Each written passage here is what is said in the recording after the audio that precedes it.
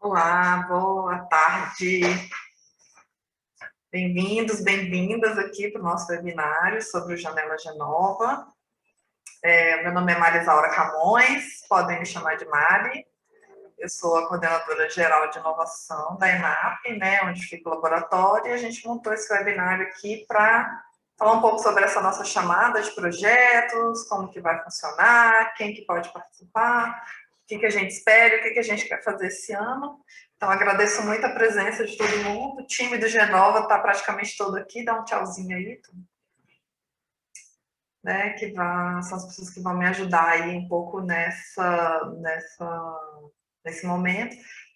Como o Victor fez aqui já no chat, se vocês quiserem se apresentar, dizer de onde vocês são, eu acho que é bem legal para a gente saber, né? Quem está por aqui, de qual organização, né? Se vocês puderem também colocar aí qual é a organização, também nos ajuda a ter uma visão geral aí da turma que nos procurou. A gente vai falar um pouquinho aqui sobre o Genova, para quem não conhece o que é o laboratório, o que a gente está planejando para esse ano. E depois a gente vai abrir para dúvidas. Só que durante a nossa fala, se vocês quiserem já ir mandando perguntas aí pelo chat, fiquem bem à vontade, tá? Podem ir colocando por aí, que aí a gente ou responde durante ou vai responder no final, e é isso, tá bom? A gente vai gravar essa sessão, então quem não tiver por aqui, depois a gente vai disponibilizar o vídeo para outras pessoas que queiram participar aí dessa seleção de projetos.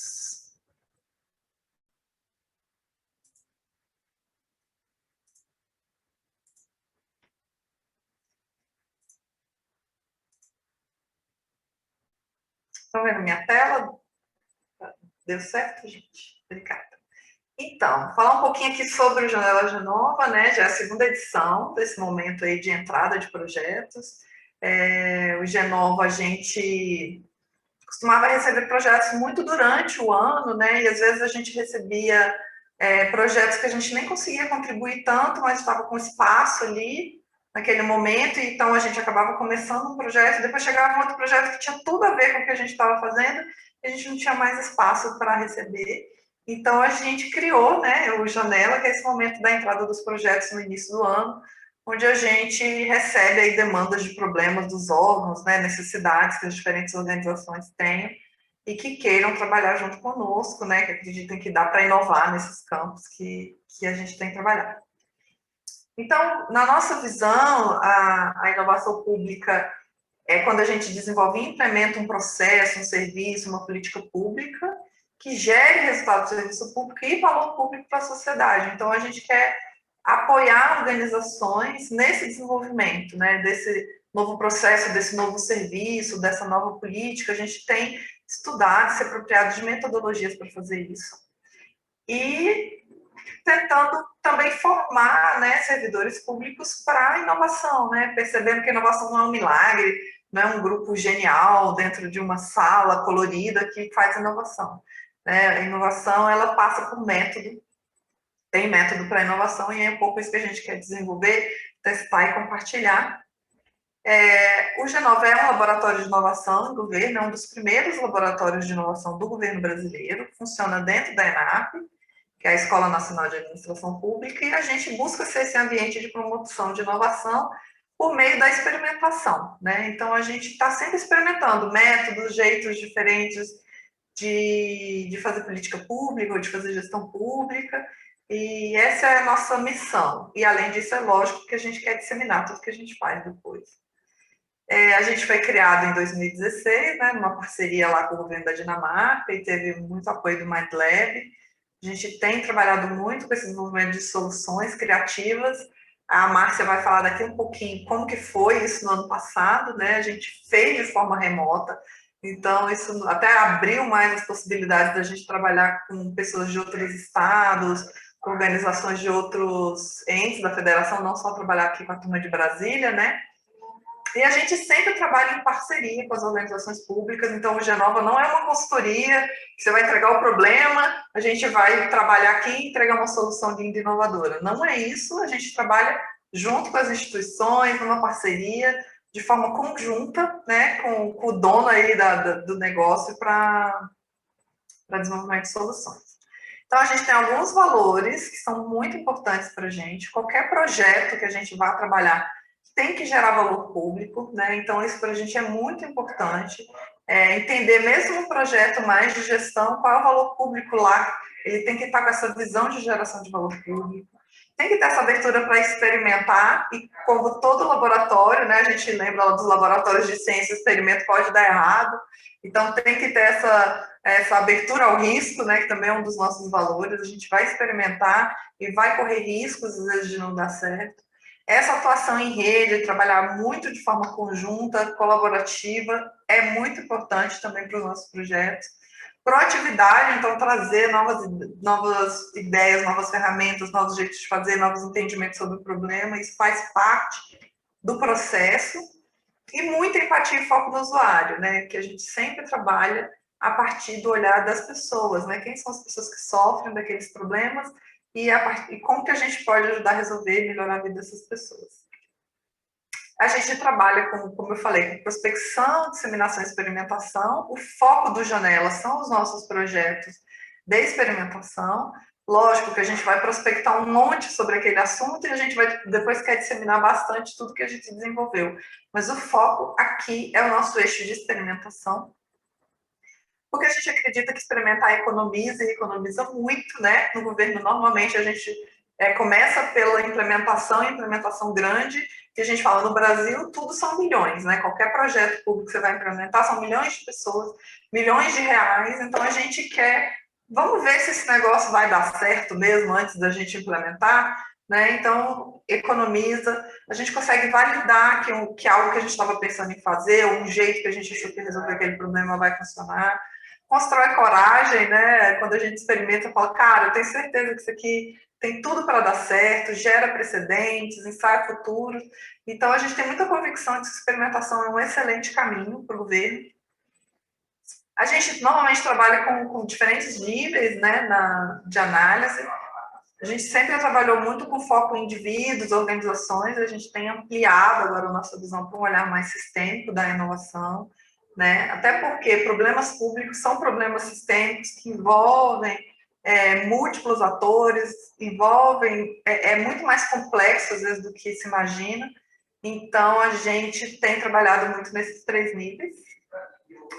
E a nossa aposta é que se a gente vai criando essa cultura de experimentação, a ideia não é que as pessoas fiquem Genova dependentes, né? Que, então quer dizer que para fazer um projeto de inovação eu preciso do Genova para sempre. Não, a ideia é que a gente desenvolva junto e crie essa cultura, porque a gente acredita mesmo que a experimentação ela pode fazer parte do cotidiano das organizações públicas, né? De tudo que a gente for fazer, a gente vai ter que experimentar antes para ver se funciona, se dá certo ou não, né? Colher resultados, melhorar. Então, é um pouco a nossa proposta. E depois, né, ao final, esse ano especificamente, a gente já tem o projeto de sair com o conhecimento produzido em forma de material publicado. Quem quiser saber um pouco sobre o que a gente já andou experimentando por aí, tem os nossos livros do Inovação na Prática, eles estão disponíveis no repositório da ENAP ou no site do Genova, né? Você também consegue encontrar lá no nosso site todos esses livros, né, de download gratuito, que vocês podem ler, se apropriar e entender um pouco do que a gente já trabalhou.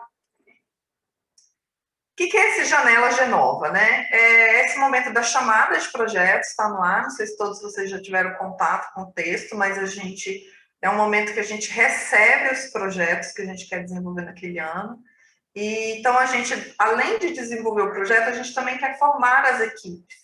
Né? Então a gente quer muito equipes que queiram trabalhar de forma mais inovadora, ou que estejam instituindo uma unidade de inovação, ou que queiram até constituir um laboratório, ou não, mas a gente quer equipes que queiram trabalhar de uma forma diferente para que as pessoas possam ser formadas, e aí a gente contribui também para a missão da ENAP, que é formar servidores públicos, né?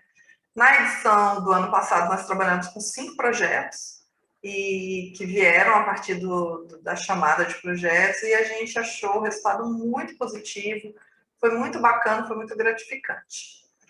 E para falar agora da edição anterior, contar um pouquinho de como que foi o processo de trabalho que a gente fez, eu vou passar para a Márcia, que foi gerente de um dos projetos, mas acompanhou muito de perto outro dos projetos e vai contar um pouco de como que a gente trabalhou nas janelas no ano passado, tá bem?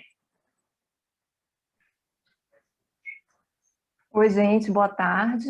A Mari já me apresentou, né? Eu sou Márcia, trabalho no Genova. E eu vou contar para vocês um pouquinho da nossa experiência anterior. Foi a primeira edição dessa iniciativa, Janela Genova. E eu vou contar no sentido de dar um pouco mais de concretude, né? Talvez, para quem nunca participou de um projeto como esses, vocês tenham dúvida de como é, de fato, participar desse projeto, o que é que a gente faz, até que ponto a gente se envolve, né?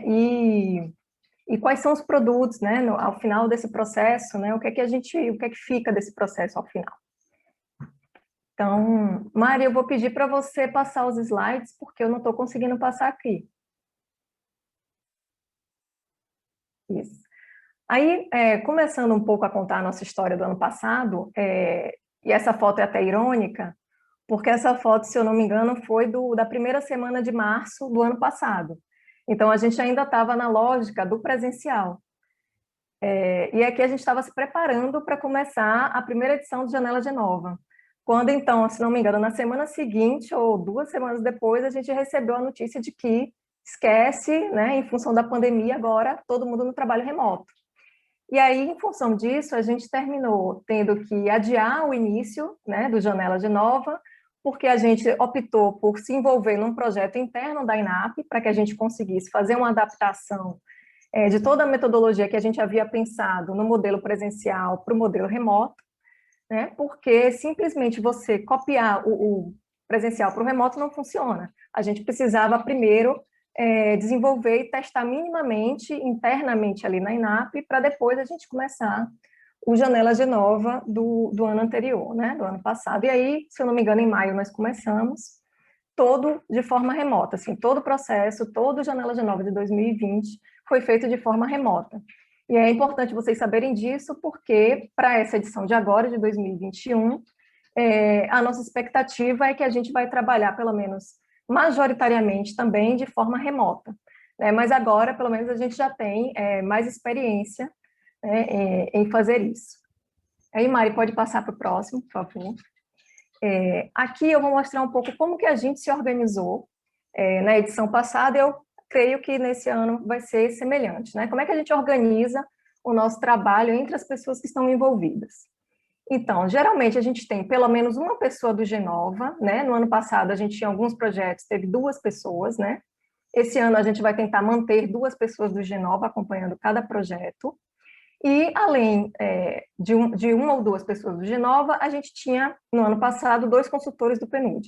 Esse ano, a gente também vai ter 2 consultores, só que do UNFPA. Esses consultores são importantes, porque eles ajudam a gente a desenvolver, a adaptar a metodologia, a pensar nos projetos. Ano passado, tivemos 5 projetos, então eles pensavam nesses projetos que estavam acontecendo de forma simultânea, mas, ao mesmo tempo, eles sabiam das especificidades de cada um. Então, enfim, essa consultoria é bastante importante para a gente, e eles geralmente acompanham, né, as nossas oficinas, junto com as equipes.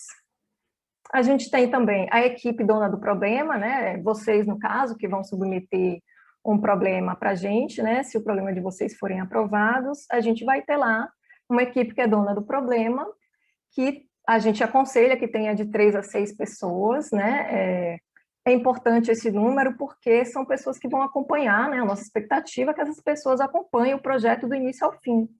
E a gente pede uma dedicação dessa equipe, a gente está estimando que esse ano essa dedicação vai ser em torno de 6 horas semanais, e os projetos levam em torno de 6 meses, né? Os que a gente está pensando para esse ano. Então, é importante pensar nas pessoas que vão estar nessa equipe que a gente chama de donas do problema. Além dessa equipe do projeto, tem também o que a gente chama de uma equipe expandida, né? Que são pessoas que vão fazer participações pontuais durante o projeto. Então, uma delas são os dirigentes do órgão. Então, por exemplo, na edição anterior, em 2 momentos, né, de todo o processo, em pelo menos 2 momentos, a gente pediu que os dirigentes participassem, né? Então, no meio do processo, a gente fez uma apresentação para esses dirigentes, para mostrar os resultados parciais do projeto, e ao final, novamente, a gente chamou esses dirigentes para fazer uma última apresentação, mostrando o projeto como um todo.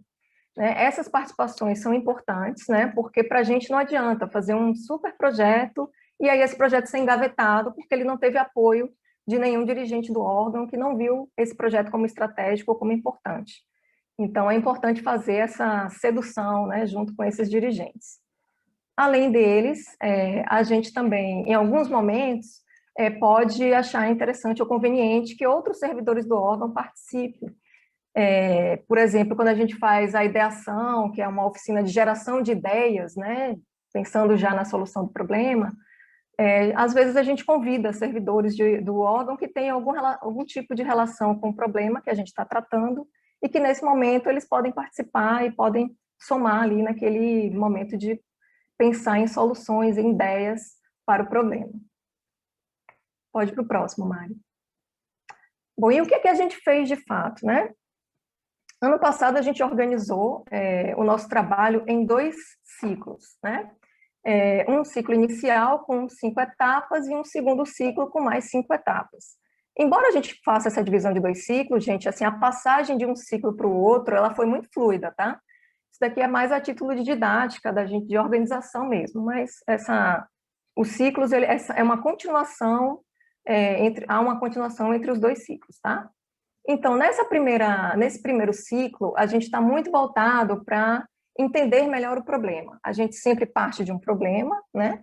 E a gente precisa fazer um mergulho nesse problema, que até a gente usou essa metáfora do mergulhador, né? Porque a ideia é um pouco essa de fato, da gente mergulhar nesse problema, e aí nesse mergulho a gente vai levantar quais são as causas e as consequências desse problema, que hipóteses a gente tem em relação a esse problema, que dados, né, quantitativos ou qualitativos a gente já tem a respeito desse problema, que estudos já foram feitos sobre ele. Nesse momento também a gente vai a campo conversar com pessoas, né? E que pessoas são essas? São pessoas que são afetadas por aquele problema, geralmente. Ou também a gente pode conversar com especialistas, né? Que são pessoas entendidas e estudiosas daquele problema. Então a gente faz nesse primeiro ciclo esse mergulho no problema. E também geralmente faz parte desse ciclo a gente definir um foco para o nosso problema. Porque geralmente a gente tem dificuldade de fazer um recorte muito preciso de um problema. A nossa tendência é querer abraçar o problema, né? A gente quer abraçar o mundo e resolver tudo, mas se a gente for tentar resolver tudo, a gente termina sem resolver nada. Então, em dado momento, a gente precisa fazer um recorte mais preciso, né, de sobre quais aspectos desse problema a gente quer atuar. Então, enfim, após esse ciclo inicial, que é esse mergulho no problema, essa definição de um foco, essa conversa com as pessoas impactadas e afetadas pelo problema, ou com especialistas, a gente reúne elementos suficientes para a gente fazer o que a gente chama de uma sessão ou uma rodada de insights, né? Os insights são uma sacada que a gente tem sobre esse problema, né? Uma sacada que me permite um entendimento melhor sobre esse problema e que muitas vezes também ele já aponta para um caminho pensando na solução desse problema. Claro que ainda é muito embrionário, né? Mas assim, o insight ele tem um pouco esse sentido, né? Eu brinco assim que quando a gente está fazendo o mergulho nesse problema, quando a gente está querendo entender sobre ele, a gente está meio que farejando pistas, né? E essa sacada, esse insight, é quando a gente fareja e a gente acha assim, eu acho que eu devo ir por aqui. Né? E tem um lance que é um pouco intuitivo, né? Mas a intuição faz parte do processo mesmo. Então, esse levantamento de insights, né, que a gente chama no final de um mapa de insights, ele é meio que um produto final dessa primeira etapa. E nesse momento a gente já tem, né, a gente já reúne ali uma experiência, metodologia e dados parciais suficientes para a gente fazer uma apresentação. Que lembra que eu falei para vocês que os dirigentes do órgão, eles participam pontualmente desse processo. Então, esse é o momento. Terminadas essas 5 etapas, a gente faz uma apresentação para mostrar o que é que a gente encontrou em relação àquele problema até aquele momento. E aí a gente parte para o ciclo 2. Né? O ciclo 2, ele é inspirado por esse mapa de insights, né? A gente inicia ele inspirado nesse mapa de insights para pensar ideias iniciais de solução para esse problema. Né? Então, essas ideias iniciais vai em busca de referências, né? E que referências são essas, né? São outros órgãos ou mesmo outras instituições da iniciativa privada que passaram por problemas semelhantes ou estão passando por problemas semelhantes E a gente vai procurar saber como que elas têm lidado com esse problema, né? Que tipo de solução elas vêm dando? Será que a gente pode aproveitar, beber um pouco dessa fonte e para pensar em ideias para solucionar o nosso problema? Solucionar, ou pelo menos minimizar, né? Melhorar o problema. Às vezes a gente não consegue resolver o problema totalmente, mas a gente consegue pelo menos melhorar. Então, o segundo ciclo começa com essa geração de ideias, né? A partir dessas ideias, a gente consegue elaborar um mapa de possibilidades, né? Que é um mapa de caminhos possíveis para a gente conseguir chegar a uma solução. E aí a gente vai formular o conceito de solução, né? Esse conceito é alimentado justamente por essas ideias que foram levantadas, né? Uma vez que a gente tem um conceito mais ou menos definido, a gente começa a pensar em protótipos para a gente testar esse conceito, né? O protótipo tem essa intenção, eu vou testar o conceito. E aqui é importante também a gente ressaltar que a gente vai, quando a gente formula o conceito, a gente é muito otimista em relação a ele, que aquilo vai dar certo, mas o teste não é para isso. O teste, na verdade, é para mostrar as fraquezas daquele conceito, né? O que a gente precisa melhorar, o que a gente tem que ajustar nesse conceito, ou talvez até abandonar. Não vai funcionar, a gente achou que era ótimo, mas quando a gente foi fazer o teste, a gente se deu conta de que ele não funciona, ele tem uma série de problemas e a gente precisa refazê-lo, né? E aí, a etapa seguinte é uma síntese, que é meio que uma consolidação de tudo que a gente aprendeu a partir da formulação desse conceito e desse teste de conceito, que é o teste dos protótipos, que a gente fez. E aí, por fim, a gente tem novamente uma apresentação final e a gente chama novamente os dirigentes para participarem, para a gente mostrar aí todo o processo, né? Tudo que a gente aprendeu, todas essas etapas, né? O que é que a gente conseguiu ao fim desse projeto construir. E aí a gente concluiu na nossa primeira edição dessa forma, os projetos. Pode passar, Mari.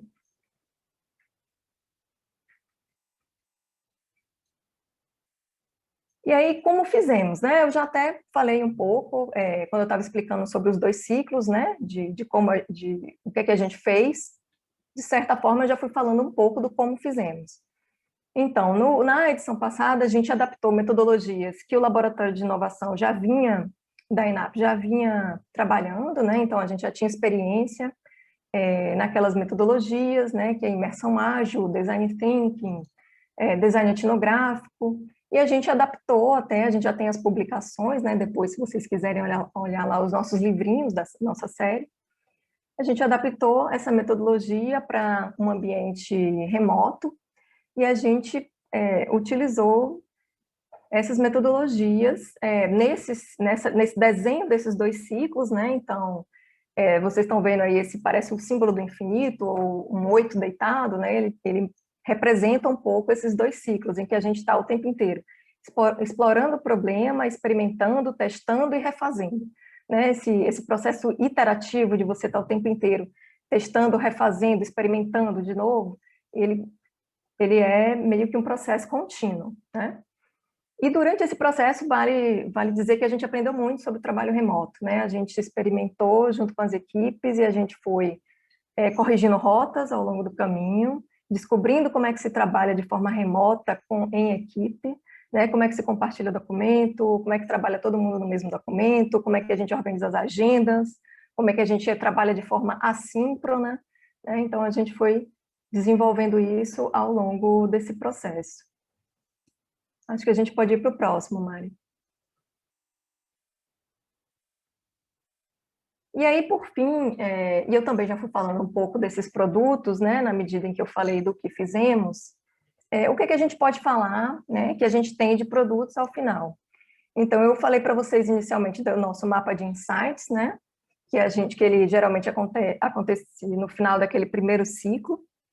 Então, esse mapa ele ajuda a visualizar as sacadas que a gente tem sobre o nosso problema, e ele traz esses elementos concretos de experiências reais, porque a gente conversou com pessoas que vivenciam esse problema. Então, olhar o problema também do ponto de vista do outro, né? E esse outro aqui pode ser o usuário de um serviço, pode ser o beneficiário de uma política pública, né? Isso é muito importante para a gente. Isso traz sacadas, traz insights, traz um novo entendimento sobre o problema, né? Que é um pouco aqui, a gente bebendo um pouco do design etnográfico, né?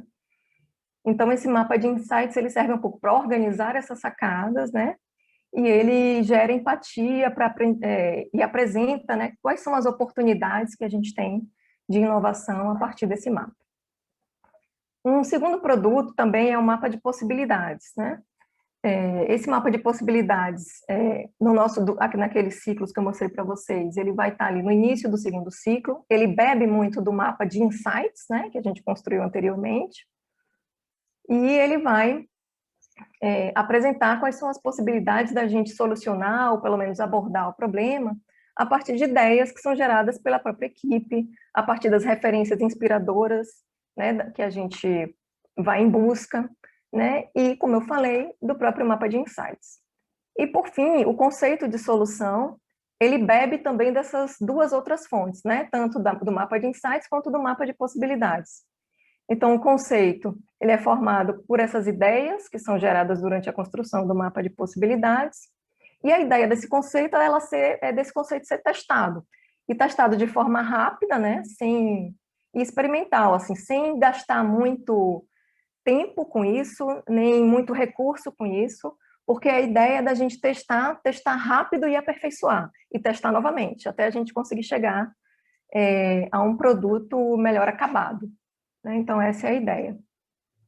Então, assim, de modo geral, a primeira edição do Janela Genova funcionou dessa forma, né? Esse foi o nosso processo e esses foram os nossos produtos. Eu gostaria de chamar a atenção aqui só alguns pontos, né? Eu apresentei para vocês para a gente ter um pouco mais de concretude de como funciona, mas não criem a expectativa de que a gente vai passar exatamente por esse processo e esses serão exatamente os produtos. Por quê?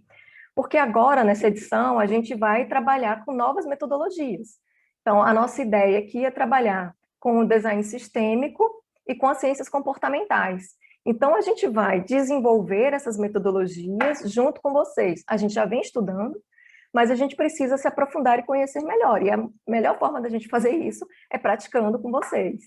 Então, vocês não vão passar exatamente por esse processo, tá? Óbvio que vão ter similaridades, e nem necessariamente esses serão os produtos, mas aqui a gente está apresentando possibilidades, né, de como um processo como esse acontece. E é também pelo fato da gente estar, nesse momento, querendo desenvolver junto com vocês essas novas metodologias, que nessa edição a gente vai selecionar apenas 2 projetos, né? Até 2 projetos. Na edição anterior a gente trabalhou com 5. Mas agora a gente precisa fazer um mergulho mesmo no método, desenvolvê-lo junto com vocês. Então é por isso que dessa vez a gente vai selecionar somente 2 projetos. Agora a Dani vai falar um pouquinho mais com você sobre a edição de 2021, né, e o que é que a gente está pensando para ela. Vamos lá. Oi, gente, eu sou a Dani. Acho que a Márcia já falou quase tudo aí sobre a edição de 2021, mas, bom, estamos com a chamada aberta, como vocês bem sabem. Acho que ficou claro que o jeito que a gente trabalha é muito junto com a equipe, né? Então, a gente fala que nós somos a equipe do G9, tem a equipe que propõe, dona do produto, dona do problema, né? E a gente, com vocês e com os consultores, a gente faz uma equipe só. E aí vira a equipe do projeto. E então, assim, a gente não é uma consultoria, a gente é um laboratório de inovação que fica dentro de uma escola de governo. Então, a Márcia apresentou aí os produtos, né, que podem sair, né, alguns dos produtos que podem sair. Se vocês quiserem depois ver outros produtos, tem muita coisa lá no nosso site do Genova, que é esse aí que já colocaram aí do lado, né, colocaram o link direto para as publicações, mas o site tem outros projetos, né, que dá para ver um pouco os produtos que saíram, mas os produtos é só uma das coisas que sai desse projeto, né, a outra é uma equipe de fato qualificada, e a gente foca bastante nisso também, né, para que, como a Mari falou no começo, para que a própria equipe consiga levar essas metodologias adiante e poder implementar outros projetos de inovação dentro das suas unidades, né. Bom, então, como a Márcia já falou, esse ano a gente vai solucionar 2 projetos só, vamos reduzir aí a quantidade, a gente vai aumentar um pouco o prazo. No ano passado, a gente trabalhou em torno de 4 meses, esse ano vão ser 6 meses de trabalho junto, porque a gente, de fato, vai desenvolver uma metodologia nova junto com vocês. Isso é uma novidade de 2021. A gente,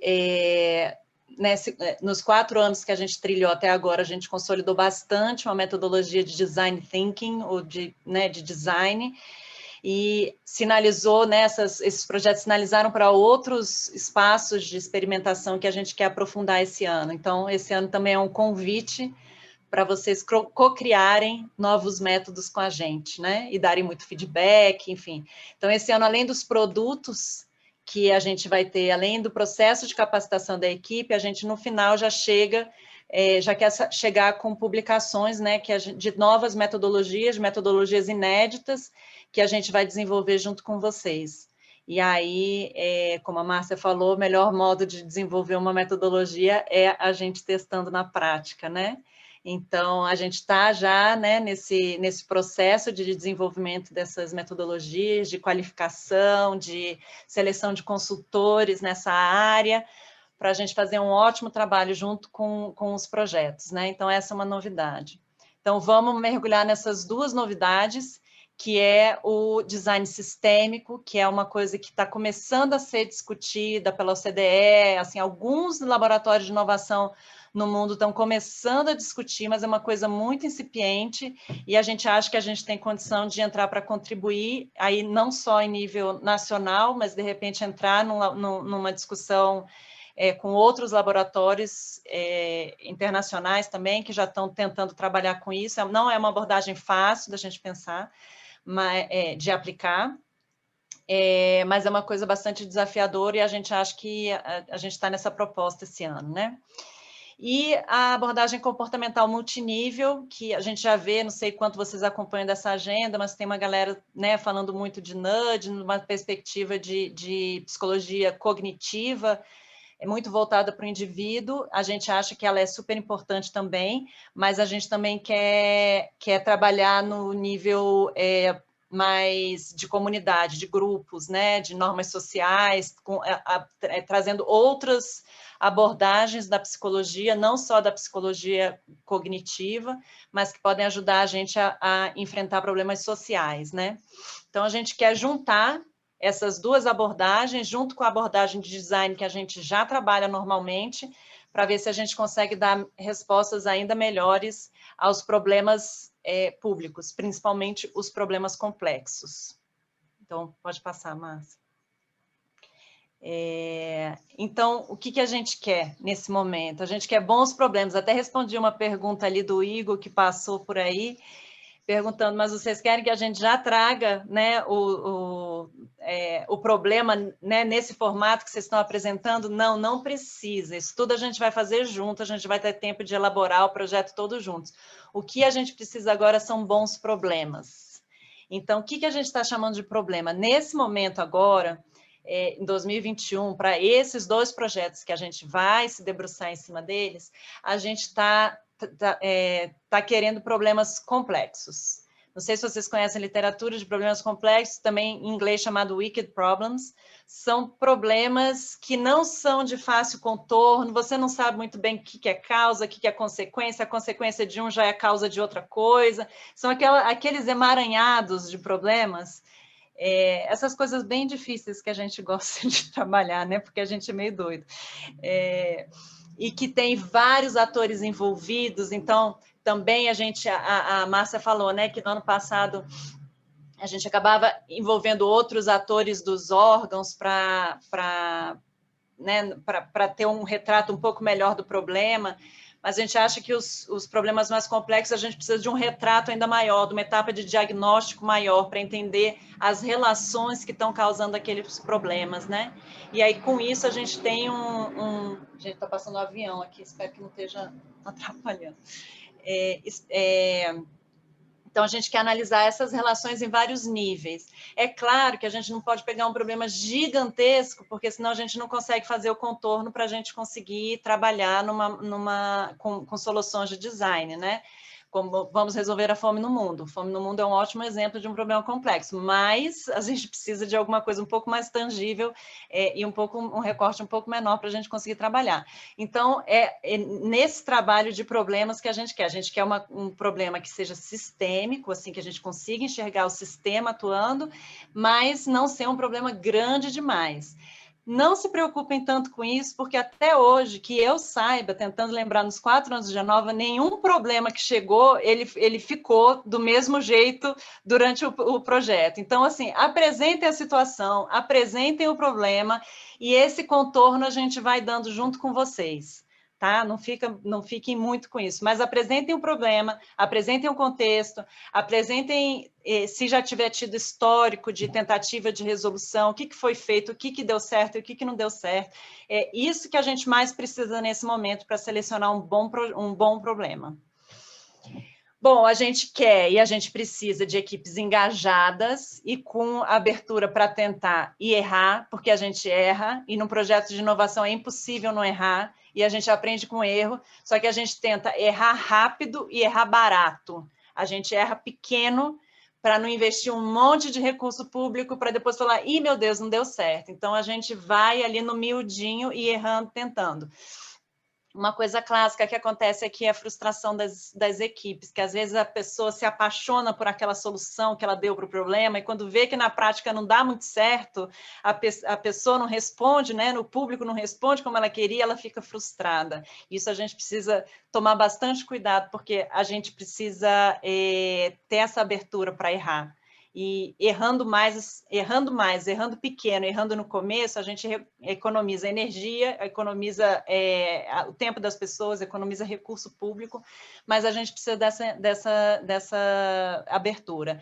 E equipes engajadas, a gente já teve alguns casos de equipes muito pouco engajadas que o projeto não anda, gente. Então, assim, a gente precisa que a equipe queira fazer, que pegue ali com a gente o touro pelo chifre, para conseguir a gente fazer um projeto super legal. E quando as equipes são engajadas, é outra coisa o projeto, né? Então, é isso. A gente não é uma consultoria, vocês têm que vir com a gente forma uma equipe só e vai em frente. Quem conhece dos problemas muito mais é vocês do que a gente. Então, se vocês não vierem, a gente não consegue trabalhar. É um trabalho que exige disponibilidade, então tem semanas que a gente vai, por exemplo, que a gente vai para campo fazer entrevista, precisa de muita disponibilidade de horário. Tem outras semanas que é só uma oficina, às vezes 2 horas e tal, mas a gente calcula uma média mais ou menos de 6 horas de disponibilidade, 6 horas por semana para toda a equipe. Lembra aquela equipe lá que a Márcia falou, de 3 a 6 pessoas do projeto? É essa disponibilidade que a gente precisa dessa equipe, mais ou menos.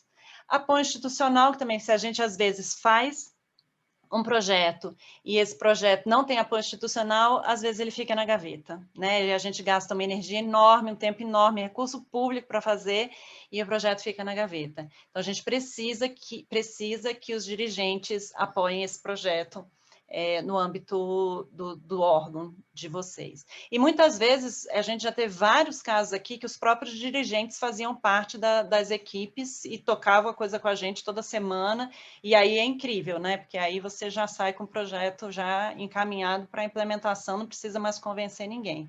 Então, esse apoio institucional é muito importante. E, inclusive, apoio institucional para levar o projeto à frente e para implementar metodologias de inovação dentro dos órgãos, que é uma coisa que a gente também busca, né? Como a Mari falou, tentar transformar até isso de uma maneira sistêmica, inovação e experimentação como práticas dentro dos órgãos. E para isso, né, para poder replicar essa abordagem, vocês vão passar por um processo com a gente de 6 meses, eu acho que não tem uma pessoa que saiu que não falou que saiu transformada, então, assim, a gente tem diversos depoimentos sobre isso, então, que as pessoas que saem transformadas desse processo também transformem seus órgãos. Eu acho que é isso que também é um dos nossos objetivos como laboratório dentro de uma escola. Gente, eu acho que é isso. Assim, esse ano, uma das novidades também é que a gente não está fechando para governo federal. Até o ano passado, os nossos projetos eram feitos aqui com o governo federal. Então, esse ano, a gente também está, principalmente como são problemas complexos, eles envolvem outras esferas, né? de governo, e não só de governo, outros poderes ou a própria sociedade, enfim, vai depender do problema que as equipes trouxerem, né? A gente não tem como falar muito por agora, mas a gente deu uma ampliada nessa possibilidade dos donos dos problemas não precisarem ser do governo federal. Embora seja legal a gente fazer essa ponte com políticas públicas das esferas, né? Os relacionados no mesmo problema público. Bom, eu acho que é isso que eu tinha para falar. Não estou vendo aí as perguntas, mas se tiver perguntas mais específicas sobre essa edição de agora, estamos aí para ajudar a responder. Farei o compartilhamento aqui, Dani, porque acho que a gente pode dar uma olhada aí nas perguntas que já foram, né? Eu acho que a gente teve a primeira pergunta lá do Igor, que você já respondeu, né? Se precisa mandar tudo bonitinho, não, a gente quer problema. Eu acho que é importante a gente reforçar que não existe, a gente não é um concurso, sabe? Vamos ver quem escreveu melhor, quem escreveu pior. Na verdade, a gente vai analisar, a partir dos relatos de vocês, onde a gente consegue contribuir mais, né? No ano passado veio muita coisa interessante, mas que a gente lia e falava, nossa, a gente não vai conseguir contribuir nesse tipo de problema, né? Às vezes já vinha uma coisa muito direcionada para um lado, e então a gente não ia conseguir resolver. Então, o ideal é que vocês relatem mesmo, olha, o que eu queria era isso. E aí a gente vai poder avaliar se a gente consegue ou não contribuir. Vamos ver o que mais que a gente tem de pergunta aqui.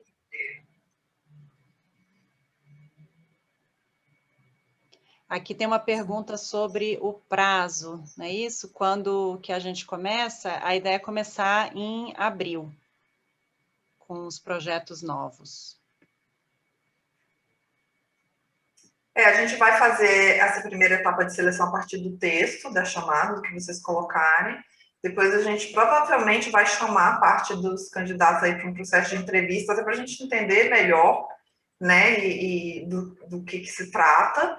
E depois a gente vai trabalhar, selecionar realmente quais são os 2 projetos que a gente vai trabalhar. Tem uma pergunta aqui do Augusto, que é traduzindo em miúdos, o que é design sistêmico? Né?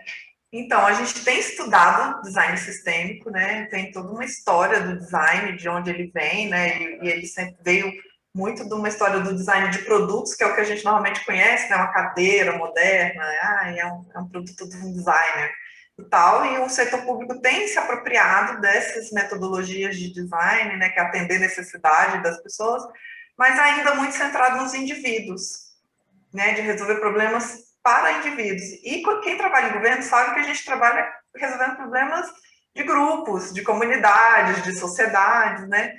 Então, e quando você bota muita gente envolvida, normalmente tem um sistema. E aí se você ajusta para um lado, o outro lado complexifica. Então, até esse próprio olhar mais sistêmico para o problema, a gente já tem feito isso, né, em alguns projetos, dado esse olhar um pouco mais de entender as diferentes causas, as diferentes consequências, diferentes raízes, o que se interliga com o que, né? E, então, acho que é um pouco essa ideia, é trazer esse olhar um pouco mais do complexo que a política pública exige, né? E não necessariamente de um foco muito específico só para resolver, de entregar algo para o indivíduo.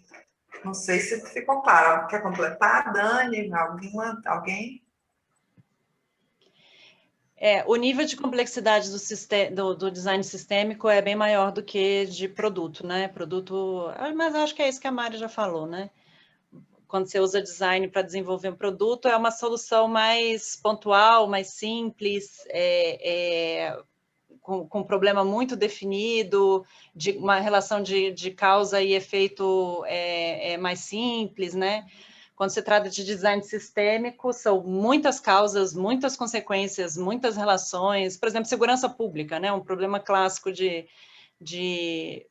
design sistêmico, né? Ou enfim, você pode usar a abordagem de pensamento sistêmico para resolver. Dependendo da abordagem que você usa, do ator que você conversa dentro do sistema, a caracterização do problema é muito diferente, né? Tem gente que acha que tem que aumentar a repressão, tem gente que acha que tem que aumentar melhorar a educação, tem gente que acha que tem que aumentar o acolhimento, tem gente que, né, tem relação com o tráfico de drogas, enfim, tem vários olhares que você pode dar para o mesmo problema. E aí esse conjunto de olhares e a relação entre eles caracteriza esse sistema, né? Então, aí a gente quer trabalhar com esse tipo de abordagem, esse tipo de problema. Não tão amplo, né? Vamos resolver o problema da segurança pública no Brasil, mas só para te dar um exemplo mais emblemático, assim. E aí até o Augusto perguntou se aplica design de produtos. Pode ser que sim lá na solução, né? Acho que é pouco provável, porque normalmente para a resolução de problemas complexos, seria maravilhoso um produto, né? A entrega de um produto para resolver. Normalmente é um serviço ou uma política pública, né? Que vai ser o desenho lá no final, mas a gente nunca sabe de antemão. Depende do problema, do que vai surgir nessa análise do problema e do que a gente vai selecionar como raiz, nó crítico daquele problema para desenho de uma intervenção. Nesse caso específico desse ano, a gente quer trabalhar com intervenções comportamentais, porque a gente tem percebido que grande parte das políticas públicas envolve o comportamento humano, né? A gente, no fundo, quer trabalhar com comportamento. Então, como que a gente faz e testa e vê se funciona algum tipo de intervenção comportamental, que pode ser da mais simples, né? Sei lá, uma faixa de pedestre é uma intervenção comportamental. Você quer que o carro pare para o pedestre atravessar. Então, aquela listra branca no chão é uma intervenção comportamental pública, digo verde. Mas pode também ser uma intervenção mais complexa, né?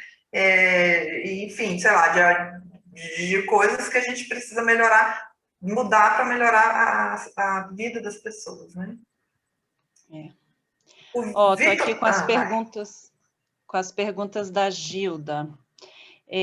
Os participantes têm que ser do mesmo órgão? Não precisa, ainda mais em problema sistêmico, a gente pode ter, estruturar, assim, um conjunto, né, de órgãos propondo. Quer dizer, na verdade, quando você vai mandar, é por um órgão só, né, mas pode ter a participação de outras pessoas. A gente teve projetos assim, inclusive, no ano passado, né?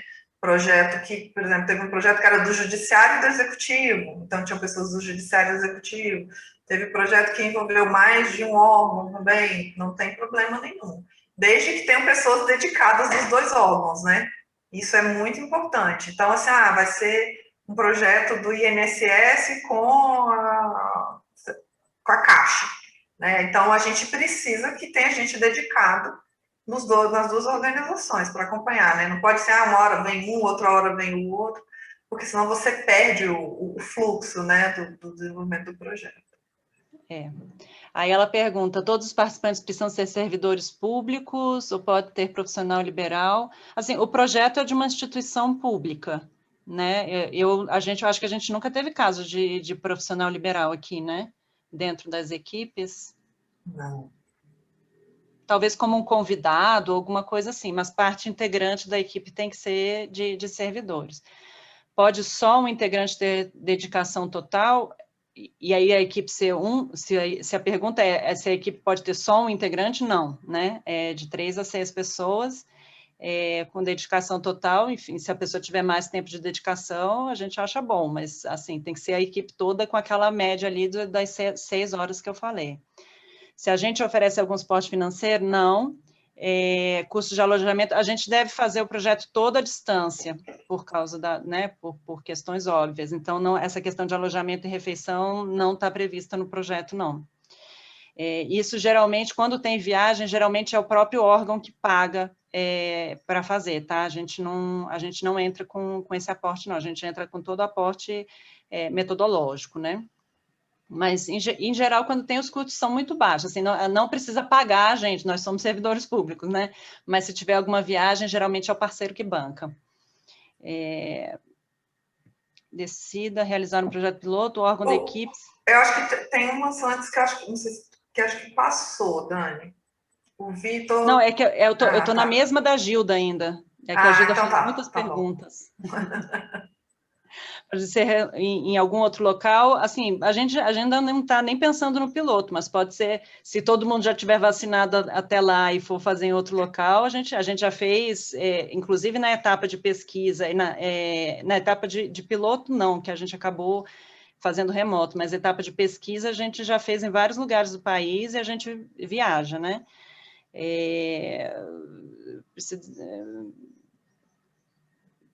Quanto aos cargos dos servidores, não, os servidores, enfim, precisa ter apoio institucional, é isso que a gente pede, apoio dos dirigentes, né, se tiver dirigente na equipe, melhor ainda, mas se não for, ok, assim, não faz esse recorte de cargos, não.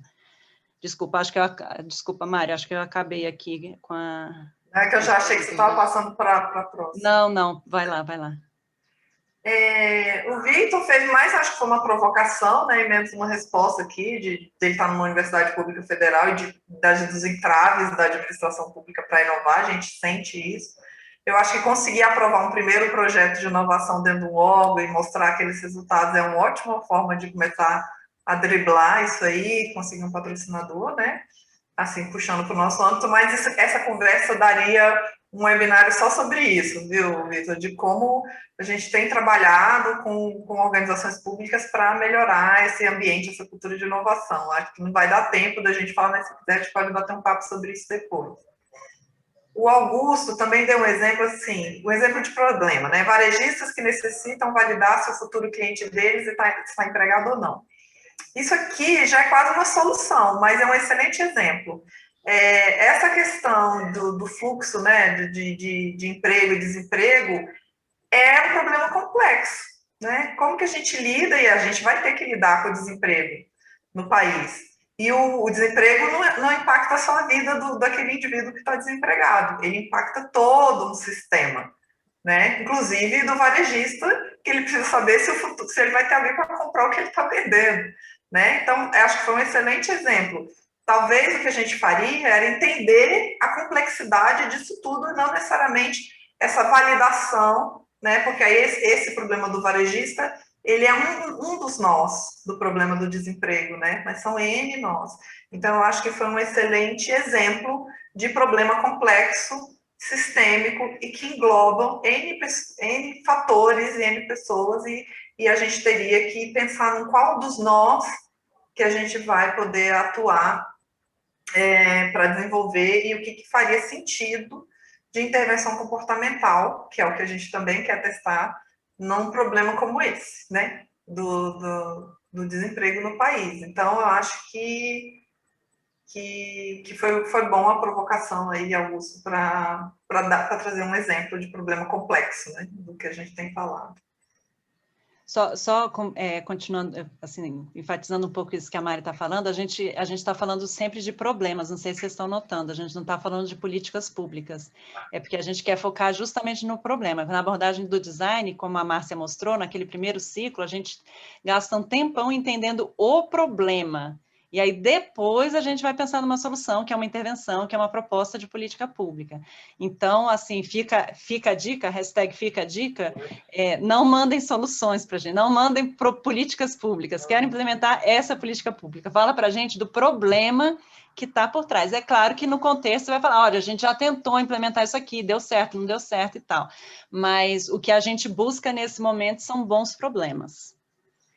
Inclusive, no ano passado, por exemplo, teve uma organização que veio já com uma solução, né, que foi a Agência Nacional de Águas, que precisa comunicar melhor os nossos atos regulatórios. E aí, na própria conversa com eles, entendendo melhor, a gente conseguiu fazer essa imersão no problema real, que é a natureza do tipo de linguagem que eles usam, que não alcança os seus usuários, né? Então, esse processo de comunicação, a gente podia ter partido para um plano de comunicação, mas quando a gente fez esse entendimento mais profundo do problema, a gente acabou caindo num projeto de linguagem simples, né? Ao invés de comunicar o que eles já faziam, eles mudaram o que escreviam, como escreviam.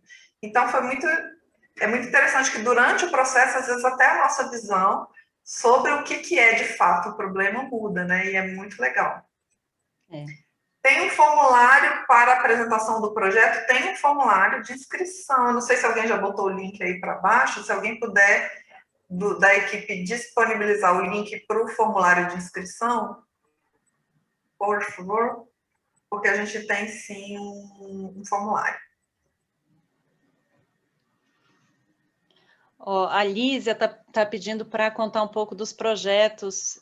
Eu estou pulando aqui umas perguntas que eu acho que já foram respondidas, tá, gente? Se não ficar respondido, porque aí tem umas perguntas aqui de se é apenas servidor, que eu acho que a gente já falou, quais os tipos de projetos a gente está falando, dos cargos dos servidores, que a gente também já falou um pouco, tá? Se não ficar claro, vocês perguntam de novo. A Lísia Maia está pedindo para falar um pouco dos projetos do ano passado. É isso? Bom, teve esse aí que a Mari já falou. Vocês querem falar, Márcia e Mari?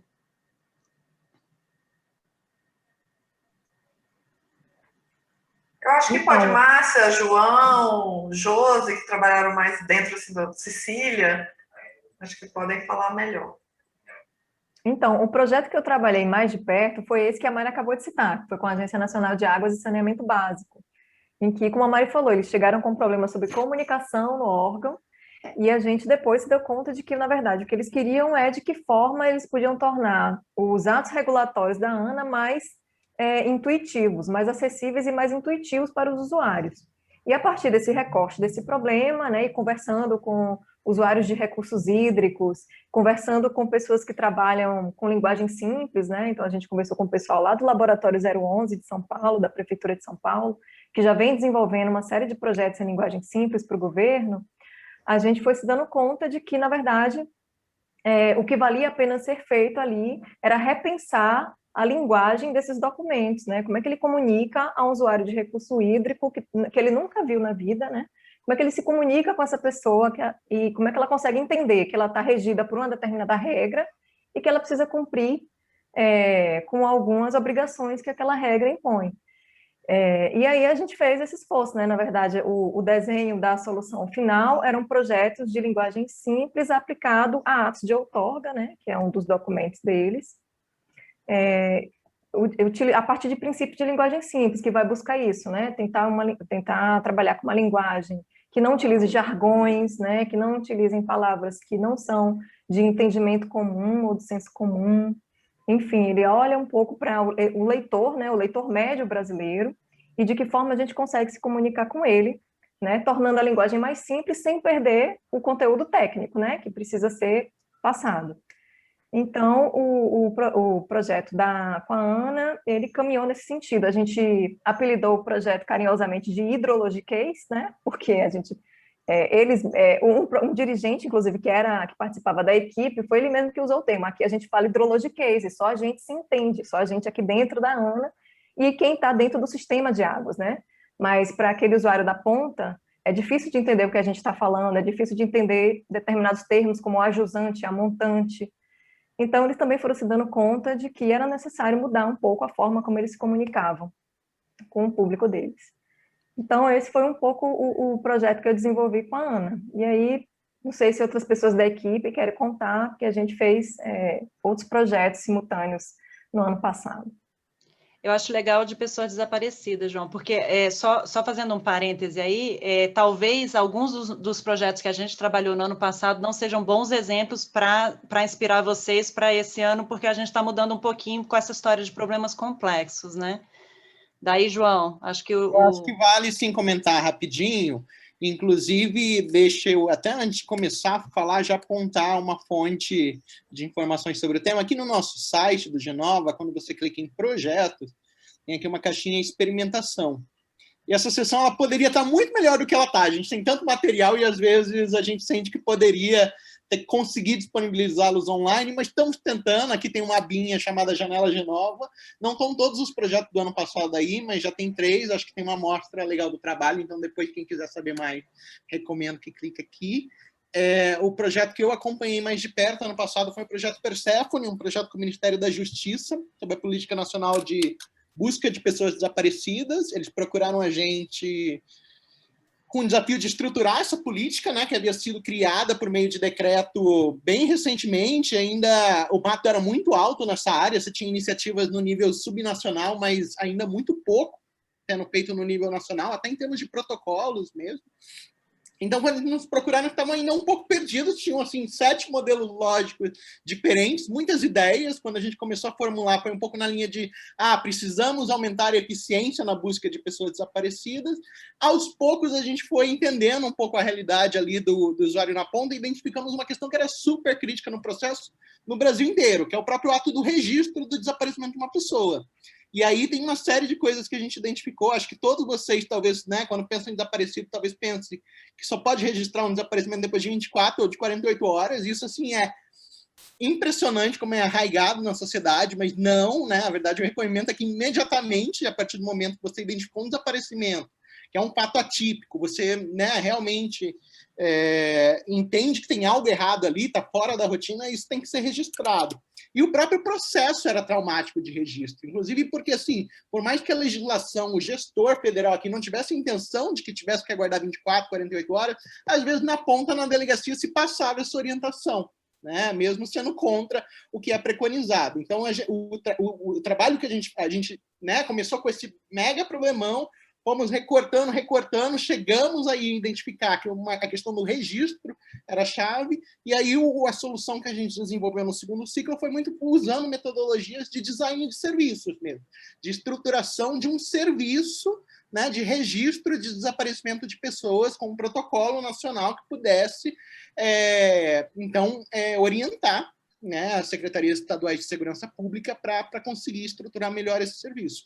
Então, foi um problema aí complexo, que também envolvia diferentes unidades da federação, envolvia no governo federal, não envolve só o Ministério da Justiça e Segurança Pública, então foi um trabalho bem bacana. E ali no site, quando você clica em Projeto Perséfone, naquela página que eu mostrei, para quem não conseguiu pegar aqui, o site é genova.enap.gov.br, então aqui em Projetos, e entrando em Projetos, em Experimentação, Janela Genova. Aqui tem, inclusive, quem gostar, tiver interesse no tema, quiser ouvir mais, tem exemplo do mapa de insights, tem uma imersão sonora que a gente fez com as falas dos usuários, então fica aí a sugestão para quem quiser conhecer mais. Eu acho que são alguns exemplos, né, ilustrativos de tipos de problema. Acho que, sendo um problema público que o governo tem que solucionar e que é complexo, é difícil, que a gente pode colaborar, a gente vai analisar. É isso. Né? A gente quer trabalhar nesse sentido. E é claro que a gente vai ter um olhar, que é a metodologia mais de intervenção comportamental, que a gente vai ter um olhar, sim, também para isso. Né? Um dos projetos que a gente trabalhou no ano passado tinha esse olhar mais comportamental, que era o aumento de arrecadação tributária à pessoa jurídica, que foi um projeto com a Receita Federal, né? Eles queriam mudar a forma como eles comunicavam, mudar o olhar que eles têm em relação ao contribuinte, para poder aumentar a arrecadação, né? E parar de achar. Então, quando eles, na própria imersão, no processo de imersão, eles perceberam que o contribuinte nem sempre deixa de contribuir por corrupção. Às vezes é porque não entende a cartinha que recebeu da Receita. É tão difícil, é tão complexo, né? Então, eles trabalharam numa mudança também de linguagem e conseguiram resultados muito interessantes. Então, foi um exemplo de intervenção mais comportamental. Mas acho que tem vários projetos com os quais a Genova já trabalhou, e acho que é um pouco a proposta instigar vocês que estão aqui a submeterem esses problemas, né? Não precisa se preocupar muito no detalhamento de possíveis soluções, porque isso a gente vai trabalhar junto, né? A ideia é um pouco essa. O Felipe até coloca aqui, Felipe Bergo, não sei como é que fala seu sobrenome, Felipe, desculpa. Tem um projeto institucional com várias entregas. Podemos trabalhar uma das entregas dentro do Genova, apesar de ter um produto pronto, ainda temos dúvidas se é a melhor solução para o problema apresentado. Olha, se vocês tiverem a abertura para voltar e refazer, caso seja, assim, a gente não vai testar uma solução pronta. Isso não é uma coisa que a gente vai fazer, não, com certeza não esse ano. Então, a gente vai trabalhar em cima de problemas, né? Se for um problema, se tiver caracterizado, né, nesse escopo de problemas complexos, e se vocês se tiverem abertura para, se a gente achar que o problema é outro e refazer a solução, ok, a gente pode aceitar um problema desses. Mas se for para testar uma solução que já foi dada, eu acho aí, não sei, peço ajuda aos universitários aqui, eu acho que não é nosso escopo esse ano. Não sei se alguém da equipe quer falar alguma coisa. É isso mesmo. A gente já trabalhou, Genova já trabalhou com o teste de solução, né? Vamos pegar uma solução ali e trabalhar especificamente já na etapa do teste, mas não é a nossa proposta para este ano, tá? Mas tem metodologia para isso também e tudo mais. Se você pegar os nossos materiais, com certeza vai achar algumas referências nesse sentido, né? Nos projetos a gente sempre faz teste de solução, né? Então, nos próprios projetos ali que o João trouxe, e a gente está devendo escrever o livrinho da coleção Inovação na Prática, que também é outro projeto que a gente quer de como fazer teste, né? Como fazer ideação, prototipagem e teste em governo. Acho que esse ano sai. Estamos na torcida aí, né? Pode indicar o projeto de 3 a 6 membros, a gente pede, tá? Não precisam ser necessariamente 6. Já trabalhou com equipes maiores também, né? A pessoa indicou, no ano passado a gente tinha equipes maiores. O que a gente precisa muito é que seja uma equipe fixa. Não dá para ser assim, nessa semana vão 3 pessoas, na outra semana outras 3, e daqui a um mês entra uma pessoa nova, porque ele é um processo que vai e volta, a gente diverge, converge. Então, a pessoa que não está no processo, ela vai ficar perdida e ela pode atrapalhar também, né, o processo, porque ela não... a gente fala que uma das coisas que a gente quer é mudar o olhar, mudar o modelo mental. E aí, se a pessoa chegou no meio do caminho, às vezes ela perdeu, né, aquele momento ali do cheiro, né, igual a Márcia falou. Teve aquela hora que todo mundo sentiu o cheiro e a pessoa não estava. Aí ela chega depois e ela fica meio perdida. Então, para a gente... Exatamente. Legal. Tem uma dúvida aqui, se pode na equipe ter gente da sociedade civil e tal. A gente sempre trabalha, a gente tem os momentos de entrevista das pessoas, né, que a gente conversa com outras pessoas, momentos de ideação, é um momento que a gente traz gente de fora, geralmente para ajudar e tal. Eu não sei se teria assim uma vedação específica para a pessoa participar da equipe. Eu acredito que não, mas tem que ficar claro que é um projeto institucional para a criação de uma política pública, né? Se a pessoa se o órgão quiser que uma pessoa de uma outra instituição, com certeza, da sociedade civil e tal, participe, ok, mas que fique claro que é um projeto de uma instituição, né? Assim, a gente precisa ter um patrocínio claro de uma instituição que é responsável por aquela pasta na instância pública, né? Porque a gente está aqui para construir políticas públicas, né? A gente... Só completar, não que a gente não envolva diferentes atores no processo, tá, gente? Quando a gente fala da equipe, é aquela equipe dona do problema e responsável pela solução. Mas, por exemplo, a gente trabalhou com um projeto de compras públicas, né, para o desenvolvimento do Portal Nacional de Contratações Públicas, e aí a gente entrevistou, conversou, né, e em diferentes etapas do projeto, gente da sociedade civil, gente do município, gente comprador, vendedor, né, a gente entrevistou ONGs, trabalhamos, então assim, a gente fez trouxe em diferentes etapas do projeto, diferentes perfis, isso as fontes de informação, a gente vai na sociedade, né, o projeto que o Sigora trouxe, muita da informação veio de familiares das pessoas desaparecidas. Quem que trouxe essa informação? Não foi o pessoal lá do Ministério da Justiça, foi o familiar, foi a mãe que perdeu a filha, que a filha está desaparecida, e essa mãe foi muito crucial para fazer com que a gente ajudasse no entendimento do problema.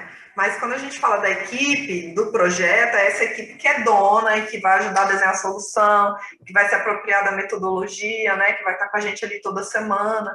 Essas outras pessoas, elas entram pontualmente, né? Eu queria fazer um comentário sobre esse ponto. Eu acho que não há nenhuma vedação, impedimento a princípio. O que a gente costuma fazer logo no início, né, dos nossos projetos é também entender um pouco, começar a entender aquele problema e quais são os stakeholders, né, os atores que estão ali envolvidos. E, às vezes, a gente chega até a constatação que você tem atores que são partes interessadas importantes daquele processo e que né, às vezes é interessante que eles estejam presentes em alguns momentos e em outros não. Então, o que eu sugeriria para quem pensa em envolver outros atores, sociedade civil, é, claro, manter esses contatos, ter no radar, mas de repente esperar pelo menos essa avaliação inicial, esse início, sabe, para começar esse mapeamento e entender para onde que o projeto vai encaminhar. E eu estou dizendo isso pensando até num projeto que a gente tocou na área de regulação energética, né, com a Agência Nacional de Energia Elétrica. Quando a gente começou a discutir o tema, a gente viu que as distribuidoras eram chave para aquela questão que não tinha como não envolvê-las nesse processo. Só que elas eram também partes interessadas, né? Então, ter a distribuidora participando de todas as sessões inibe, às vezes, as discussões do grupo e impede que você consiga trazer outros atores, né? Então, acho que é só importante ter esse olhar, assim, de ter um patrocínio claro de uma instituição e ser estratégico também, porque a gente não sabe qual rumo o projeto vai tomar e que vale a pena ter essa reflexão sobre quem é a parte interessada, quais são os rumos possíveis do projeto, enfim. Tá? O Augusto trouxe aqui essa questão de produto de solução digital, se isso se encaixa. A gente vê tecnologia como solução e não como problema, né, a ser alcançado. Assim, a falta de tecnologia para a gente não é um problema. A tecnologia ela apoia a solução.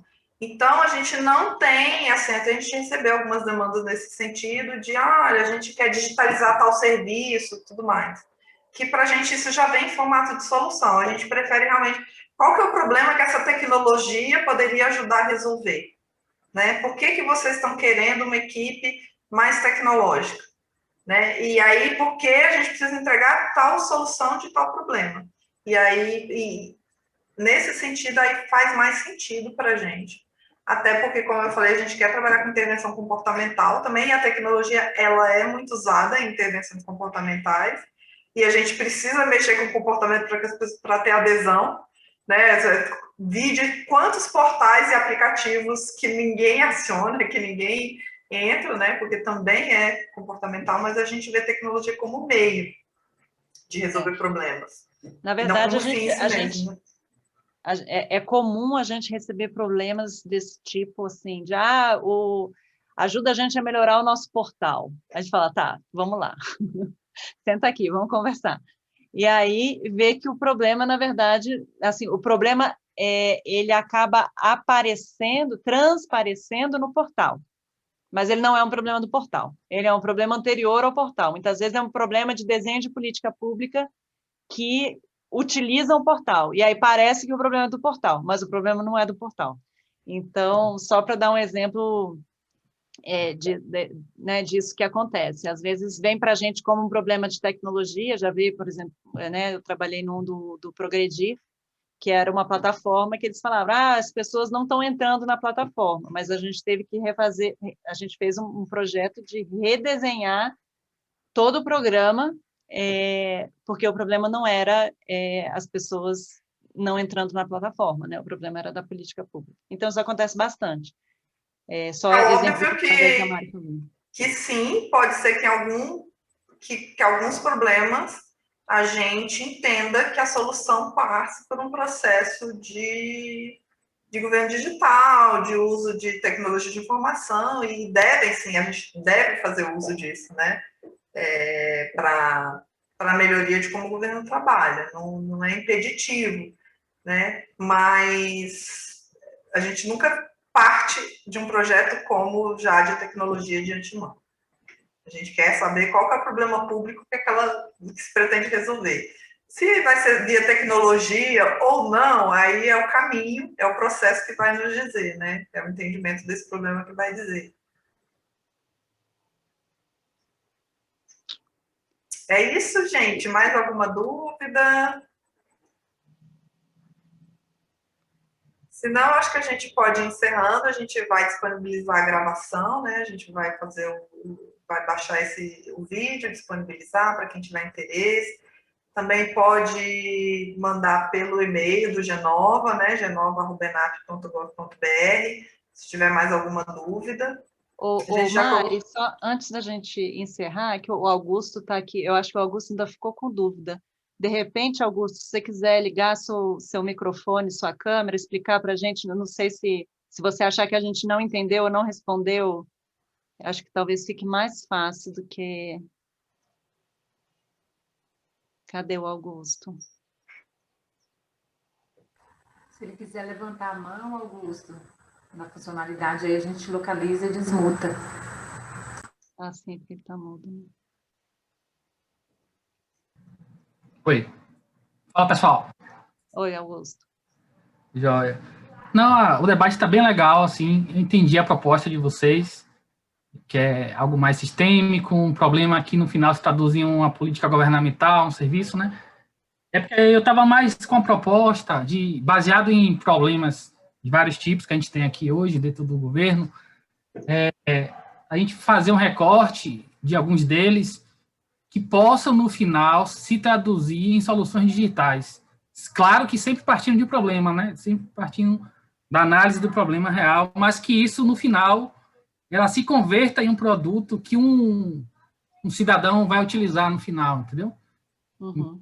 Seria algo direcionado para esse sentido, ao invés de uma política pública, ao invés de um serviço. Não que isso também não tenha um valor, seu valor, né? Que acredito que tenha, inclusive. Mas a proposta que a gente tem aqui é, dado esses problemas que a gente tem vários no Brasil hoje, né? Como a gente pode tangenciar isso, claro que nem todos vão ser solucionados por soluções tecnológicas, né?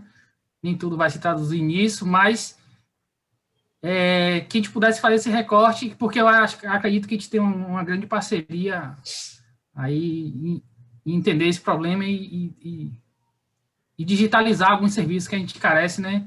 No Brasil, de extensão territorial, onde as pessoas pegam filas enormes, enfim, sofrem por vários problemas, que vai desde a falta de bancarização até a utilização de serviços básicos que poderiam estar acessíveis, né, pela internet, que é um grande meio que a gente tem hoje. Enfim, a ideia é essa. Augusto, eu acho que faz todo sentido. E o que a gente pode fazer nesse caso, e a gente tem feito, quando o problema é isso, quando a gente tem que ter escala de solução, as tecnologias costumam ajudar muito, né? Ou serem, às vezes, a única solução, né, de escala. E a gente tem trazido parceiros governamentais, especialistas nisso, né, como é o caso do CEP, na ajuda tanto de inspiração, porque às vezes a gente nem sabe o que é possível fazer com tecnologia, né? Então, nos momentos de inspiração, ou nos momentos até de desenho da solução, a gente traz parceiros nesse sentido, para que nos ajudem nesse desenho, né? Para que nos tragam inspirações de possibilidades. E eu acho que você está trazendo esse interesse, é bom, porque reforça isso para a gente, né? Até porque se a gente quer trabalhar, dependendo do tipo de intervenção que a gente quer fazer, a única forma de fazer isso em escala depois é por meio de tecnologia. Então, acho que faz sentido ter, mas não como foco, né, de desenvolver via tecnologia, mas como etapa importante a depender de qual problema que é. Como a Dani falou, pode ser um serviço, pode ser um produto, pode ser uma política pública e pode, sim, ser uma intervenção mais tecnológica, né? Acho que é isso.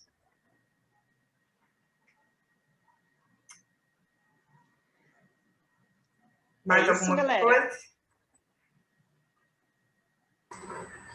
Vamos pedir, então, para o pessoal liberar a câmera, então, para a gente fazer um registro? A gente sempre gosta de tirar foto no final, para saber quem esteve aqui com a gente, humanizar, né? Humanizar a tecnologia. Então, quem puder abrir a câmera aí para a gente fazer uma fotinha. Vamos lá. Primeiro foi, só um minutinho. Acho que ainda tem gente abrindo a câmera ainda, Cecília. Acho que vai ter que repetir dessa primeira, porque abriu muita gente. Aí a gente arruma os cabelos. Né? Todo mundo se ajeitando ali. A gente não avisou que tinha que passar perfume, né? Bota o brinco. Só mais uma.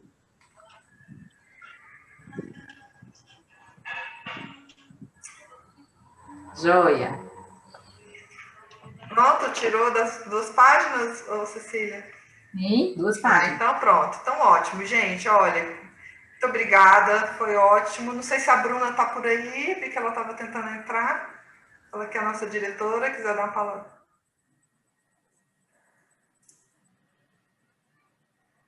Queria ver se ela quer dar uma palavrinha final, mas acho que ela não conseguiu entrar. Não vi, pelo menos. Mas, então, agradecer muito vocês todos que se dispuseram a estar aqui conosco, né? Para a gente é sempre uma alegria esse momento da entrada dos projetos. A gente fica empolgado, são equipes que a gente vai criar vínculo, a gente sabe que vai, né? E o que vocês precisarem da gente aí de dúvidas e de outros apoios, estaremos por aí. Sigam a gente nas nossas redes sociais, que a gente vai dando os informes por lá também. Nos nossos, da ENAP. Obrigada.